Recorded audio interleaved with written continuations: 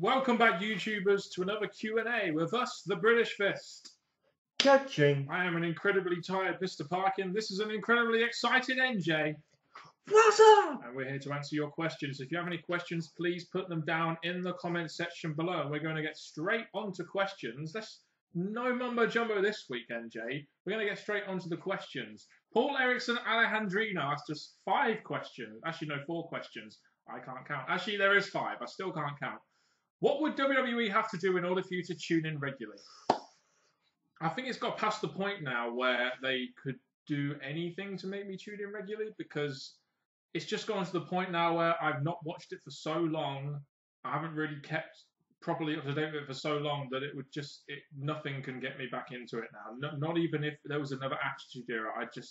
I just wouldn't be interested in staying up from 1 till 4 in the morning to watch Raw live anymore. I just wouldn't. Well, they may change it to 2 till 4 like olden days, but with me, I'm not as out of it as Mr. Parkin is, but it's came to a point now where so much bad has happened for so long now. It's in me now. I'm feeling the bad. I'm like, yeah, I'm getting some enjoyment out of it, but that enjoyment's going to become less and less, most possibly. So it's going to be hard for the WWE to bring me back to feeling confident and so into the WWE that I want to be more invested in YouTube and in the wrestling company itself. But I'll never say never and all that jazz. But right here, right now, I don't know what it will take for the WWE or wrestling in general to get me back into it more.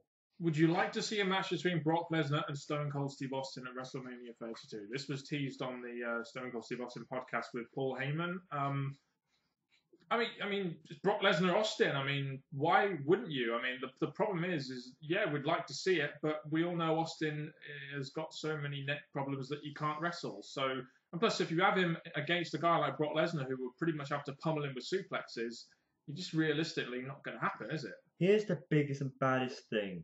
Due to before the Brock Lesnar and Goldberg situations, Austin could have gone into a feud with any of the 2 big guys and made a big match out of it. Brock being the one that I felt fans more than the WWE wanted to see happen. So for them to possibly bring back that feud or tease to light, I think many fans would want to tune in, want to see it, and want to see Austin back in the ring again. Brock overcoming someone as great as Austin. But yes, I think the injury is going to play a big part in the match not going to ever take place. And if they do, it's going to have some screwy or stipulation to make it at least somewhat fairer to Austin's neck. So, in summary, yes, we would, but it's not going to happen. What are your thoughts on ROH and TNA on the same cable network? Oh boy. All I can say is TNA are the big losers. ROH are the big winners because they're on Sinclair, and let's face it, their ratings and viewership was awful. Now they're on a bigger TV network than to their standards, and they're kind of competing with TNA now. And ROH competing with the TNA is something that never, ever really should be happening. So, you know, it's only going to negatively affect TNA. It's only going to positively affect ROH. That's just the way it is. And, you know, if you think about it this way, you know, essentially, Destination America have put ROH on to see if a lower budget wrestling company can draw just as many viewers so they can put that on and save money. That's what this whole thing is all about. So don't be surprised if TNA gets cancelled on Destination America. I really wouldn't be surprised. In the back of my mind, I don't think ROH is even going to last ever so long on this station. I think at some point their ratings are not going to be enough to keep them. Have you seen the viewership? I mean, TNA gets maybe 200,000 to 300,000 viewers. ROH is lucky to get 150,000. So yeah, with that, they're doing better than what they've ever done previously. Yeah. But I still don't think this is going to be the creating of ROH's future. I mean, since ROH has been on Destination America, have we heard anything about ROH? No. Have fans been going nuts about ROH? No. Do people review the show on a regular basis? No. You know, are there massive storylines to come out of ROH? No.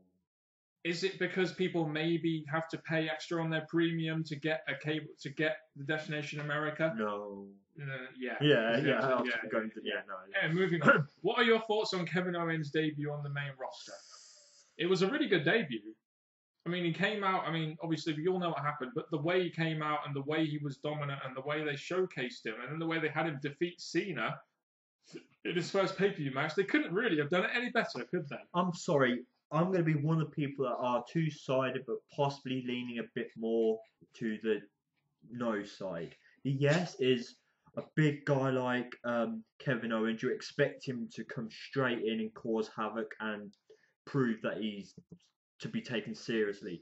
And no, because you come in, you go against John Cena because he's seen as the best, the big dog, and you want to make a statement going for the big dog. But Cena is not one of the guys you think this is going to benefit Kevin Owens supremely, brilliantly well, because you know, due to John Cena's track record, taking down the big guy, you might look good on that night, like Ryback did when he took out John Cena. We all cheered Ryback, but then obviously John Cena had to overcome and put an end to that. And look at Kevin Owens. So you could be happy for that day where he beat John Cena or took down John Cena if you want to count 2 days. But John Cena's track record would give some fans in the back of their mind, this is not going to last. But at least I can say with the debut, they couldn't really have done any more with the debut itself. Not necessarily with everything else happening, but with the debut itself, they made him stand out. They made him look quite strong. They made him look like a legit contender to a guy like John Cena for the time being. They couldn't have done any more than they did. In my mind, I would not, even though it, like I said, it's going for the big dog, I would not have gone after Cena. Yes, you've not got that other top guy up there with John Cena right now, really. If he came in and made a statement by attacking someone else that's seen as a top guy, I think maybe that would have been a bit more. You'd have doubt if the guy's going to put over Kevin Owens or not. There's a question I've been looking forward to answering for some time. Mr. Parkin, where are the NXT reviews? Okay.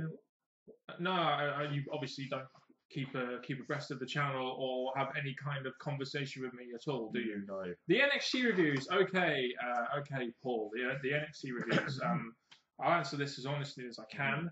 I just got to the point where there's a few reasons for this. I just got tired of not watching NXT itself, but getting in from, seeing my girlfriend on a Wednesday night and watching it and then doing the review and then maybe having to do it on a Thursday. It was just kind of getting in the way of my everyday life. You've got to take into account that it takes me a while to do the review well, to upload it, all these little things here, not to mention the fact that I was, it's not that NXT was bad or anything. It's just that it was getting in my way and I just didn't feel like I could do it anymore. Not to mention the fact that the viewership was just terrible. And it just got to the point where I wasn't really feeling like doing it anymore because it was only getting 100 to 200 views, whereas before it was getting 1,000 plus. It just didn't really feel like putting in the effort anymore. And to be honest with you, I'm glad I've stopped it. It just means I've got more free time to do other things. It's nothing to do with the fact that NXT was bad or anything.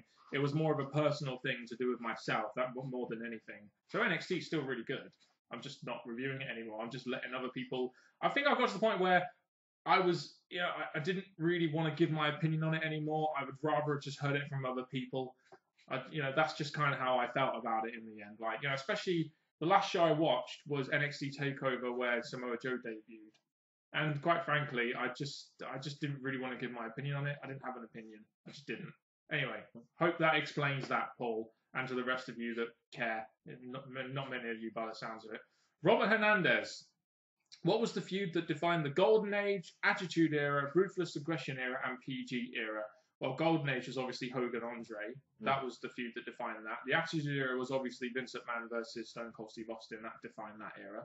Could say Rock and Austin. Yeah, I was thinking. But Vince McMahon Austin was, that was the whole birth of it. Ruthless Aggression Era. The feud that John kind Cena of. Orton. No, that's more PG era. Ruthless Aggression. The problem with the Ruthless Aggression era is I want to say Brock Lesnar, but you never really had like a really memorable feud with someone like a Rock Austin kind of feud. No, it didn't really define the Ruthless Aggression era though, did it? Not quite.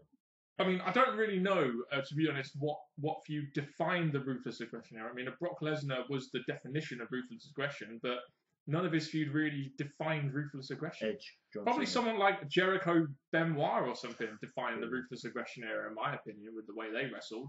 Especially a guy like Benoit. I can't really think of a match, but Neither can I. This is the problem. PG era. Oh yeah, Orton and Cena. Moving on. James Thomas. Will Sting ever win a match in WWE? Yep, most likely. When? He could beat Seth. I don't know about that. He will have to win a match eventually. I mean, they can't just have him come in and lose everything. So he must have to win one sooner or later. It's one or two matches we're looking at. If you're saying he's not going to beat Seth Rollins, it's going to be Seth Rollins and then possibly The Undertaker. So he's going to beat Seth then, and Taker. Is Taker going to lose? I don't think he'll beat Seth Rollins. I really don't. I don't think he will. Then will he beat Taker? Will he lose? I don't think he'll face. I think Brock Lesnar's going to face Taker at WrestleMania. Sting will end up facing someone else like Bray Wyatt, perhaps. I don't know. And Bray Wyatt would have to win that match, in my opinion. So I don't know. I don't think Sting will win a match in WWE, but who knows? Renegade Man 83. Who will win the Money in the Bank briefcase this year?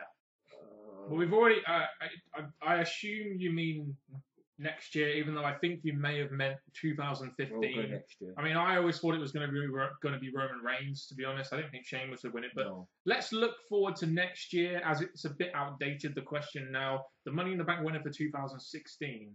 I mean, think of a character that's in the mid-card that is going to need that Money in the Bank briefcase. Someone like maybe a Rusev, maybe like a Dean Ambrose. Again, I think Dean Ambrose is the likely one. I was going to go with someone that's... No, he's too Kevin Owens? far out of it now. I'm going to go with Dean. Dean Ambrose? You could have a Kevin Owens. I think his character would fit Money in the Bank in a way. He's pretty much main event. He's not right now, but he's pretty much able to go into main event when needed.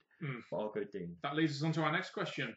Could you see Kevin Owens being a bigger star than Roman Reigns? Yes. That is if he doesn't get buried by Cena. Well, too late for that. He's already been buried by John Cena. And no, there's no way Kevin Owens would be a bigger star than Roman Reigns because, number one, Kevin Owens wasn't made by the WWE. Kevin Owens was made by the independent circuit. That's where he gets most of his following from.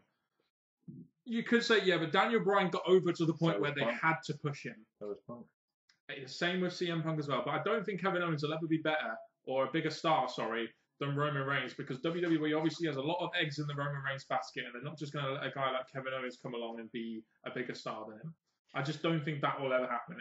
I think Kevin Owens would have to get so fucking over like Daniel Bryan and CM Punk did in order for them to push him anywhere near the way that Roman Reigns would be pushed. As much as I like Owens more than Reigns, I think that unless they keep messing up with Roman Reigns is still going to be Vince's creation until Triple H takes over. So Vince is going to want to push him. I mean, you can see all this by how they view these talents. Like Kevin Owens hasn't really been viewed by backstage as a big star, whereas people backstage are saying Roman Reigns is a big star.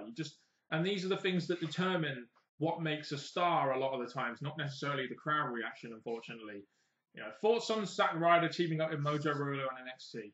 Why not? I mean, Mojo Rawley wasn't going anywhere. Zack Ryder wasn't going anywhere. Why not make them as a team? NXT was lacking tag teams the last time I checked. So I don't have a problem with them being a tag team, as long as they're going to be it on NXT, really. They are going to be probably a tag team to put over and somewhat... I don't think it's anything special to me. I think, to be honest, if anything, maybe short-term thing, nothing really to write home about. I think it's going to be NXT's own tag team that are going to be the concentration. Would Samoa Joe have a place on the main roster? Yeah. I think he does have a place on the main roster, but like I've said many times, I think a guy with Samoa Joe's age and Samoa Joe's experience that definitely has a lot more value in NXT and passing on his knowledge of wrestling to the younger talent. But I think there is always a place on the main roster for a guy like a Samoa Joe. I mean, even if he didn't have the fanfare, even if he didn't have, the history, he's still got he's still something different in WWE. You don't see many people like Samoa Joe around. You don't see many people his size and with his athletic ability. I think it also goes with Vince knows he's a name in the wrestling world, so I think that's going to play a huge advantage in his part. So if he came to the main roster, I think Vince would possibly, unless Triple H, would have to take him seriously. RFV089. And Jay, you may want to look away for this one. Mr. Parkin, thoughts on Barcelona winning the Champions League? Three things I need to say. Messi, Neymar, Suarez. That's all I need to say. Three of the top 5 players in the world are playing for Barcelona right now. So I think Barcelona winning the Champions League were definitely the better team to win it. I mean, you just look at that front three, and they kind of had to win the Champions League, in my opinion, didn't they, MJ? Oh, yes. What about their midfield? Their midfield was good as well. Terrible. Yeah. Terrible. What are your thoughts on people in society who criticise and laugh at others because they haven't lost their virginity? Do you remember that video I did on that? Needs to be sharing. Yeah, it does actually. Yeah. I did a video on this on my channel. I'm not going to share it or anything. I don't really think it needs to be shared. I did it a while ago now, and I've never got it. I mean, I'm a virgin, and I've never let it get to me. I don't really give a shit if people call me a virgin. I don't see why people would get. I don't see why people get embarrassed about it. To be honest, I mean. So I haven't had sex. Oh no, that makes me so uncool that I haven't had sex, and it's so uncool that I never I'm not a dad at 16 years old, that kind of thing. So I don't really see why. I don't know why people decide to criticise and laugh at others because of that, but I also don't see why people are so embarrassed about it either. You look past the whole people that believe in you don't have sex till you're married. There are people who are just waiting for the special person. But in reverse to your question, people who have had sex get criticised, like you brought up the especially 16, women. 15, 16-year-old fathers. Especially women. Mothers, yeah. They all, I mean, if a guy has sex with a load of women, he's considered a player. But if a girl has sex with a load of men, she's considered a slut. Maybe that's more to do with how women interact with each other and how they're a bit more bitchy than men, and how men are a bit more, how men kind of interact. They're a bit more laid back, but still, that stigma's always there. I do see that point, but I think we really have to address the society here, in my opinion, and the way recently it has evolved as kind of like oh, let's make fun of this guy because he's not a virgin. Well, before going to that, the big other criticism is you were saying about the parents at a young age. They get criticised, and they obviously had sex for that to happen. So either way, you're going to get criticised for not having sex and having sex. But the whole, you've got to do it by a certain age and all that jargon, I don't think it's...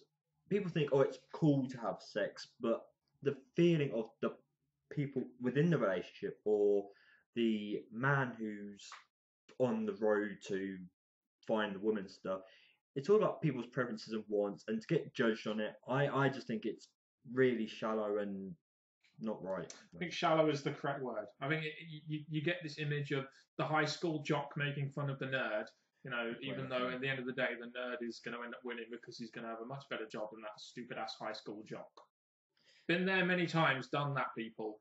As someone who has only started to watch Kevin Owens on the WWE roster, what was Owens like on NXT and ROH? Well, I'll tell you what, right? In ROH, Kevin Steen, when he was in ROH, was the only reason we watched that show. He was the most entertaining guy on the show. He was the only guy really that we gravitated towards as wrestling fans. We just thought everyone else was so generic and boring, and then all of a sudden Kevin Owens comes along and he's a breath of fresh air. He was great in ROH, wasn't he? He had the mic skills, he had the character. I think he had a lot of focus. When he came back from his injury, he was treated as the big dog, the one to watch out for, the serious guy, the guy who was going to be the big thing on ROH. So I think back then he was seen as a really big deal. And coming to the WWE, he started that way, but obviously they didn't continue that way. So it looked like he had a better build in ROH, but I'm sure sooner or later he'll get bigger in WWE. I mean, he must have been talented, otherwise WWE wouldn't have scouted and signed him. I think Kevin Owens' main issue was always his weight and his health. And I think as he's coming to WWE, he's addressed that a little bit better than what he did in ROH, probably because he's got more to play for, so to speak now. He's got a bigger contract, bigger responsibility, in a bigger company that is a publicly traded company now. So, I mean, when he came into NXT, I mean, the guy was undefeatable. He was kind of like NXT's version of Brock Lesnar. No one beat him. I mean, so the person who did beat him, which ended up being Finn Balor, and got over massive. And this is the thing with Kevin Owens when he came into NXT, just undefeatable. It's exactly how he should have been booked on WWE TV, but John Cena happened. Yeah. Any more thoughts? I just hope the best for Kevin Owens, because in ROH, favourite guy, favourite wrestler. In WWE, may have started that way, but the WWE didn't keep him that way. Yep, and that is the conclusion of another Q&A with us, the British Fist. Catching. Please, if you have any more questions to add to this massive list of questions we got here, I'm not going to lie, people, it's going to take us some time to get through this, and if we haven't got to your question yet, we will do at some point. I promise we answer all the questions. So from me, Mr. Parkin, this guy here, NJ. What's up? We all know how much you love the What's Up. See you later.